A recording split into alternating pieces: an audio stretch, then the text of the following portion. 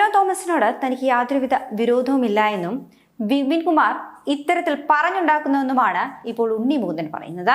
Manager വിപിന്റെ കണ്ണട താനൂരി മാറ്റി പൊട്ടിച്ചു എന്നത് സത്യം തന്നെയാണ്.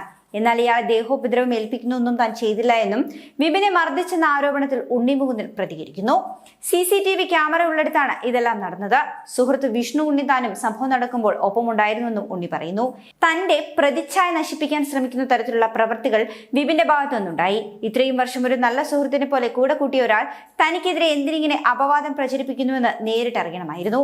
അങ്ങനെ അയാളെ കാണാൻ ഫ്ളാറ്റിലെത്തുന്നു. കറുത്ത കൂളിംഗ് ഗ്ലാസ് ധരിച്ചാണ് വിപിൻ ഫ്ളാറ്റിൽ നിന്നും ഇറങ്ങി വന്നതെന്നും ഉണ്ണി പറയുന്നുണ്ട്. ചെയ്ത തെറ്റ് കൈയോടെ പിടിക്കപ്പെട്ട ജാള്യതയും ഭയവും വിപിനിലുണ്ടായിരുന്നു. നേരത്തെ വിഷ്ണു മോഹനോട് കുറ്റസമ്മതം നടത്തിയ വ്യക്തി തന്റെ മുന്നിൽ ഭാവമാറ്റമില്ലാതെ നിന്നപ്പോൾ കണ്ണട ഊരി സംസാരിക്കാൻ താൻ പറഞ്ഞു. തന്റെ കണ്ണിൽ നോക്കി സംസാരിക്കാൻ പോലും വിപിന് കഴിഞ്ഞില്ല. വിഷ്ണുവിന്റെ മുന്നിൽ വെച്ച് വിപിൻ സോറി പറയുകയും ചെയ്തു. ഇതാണ് അവിടെ നടന്നതെന്നാണ് ഉണ്ണി പറയുന്നത്.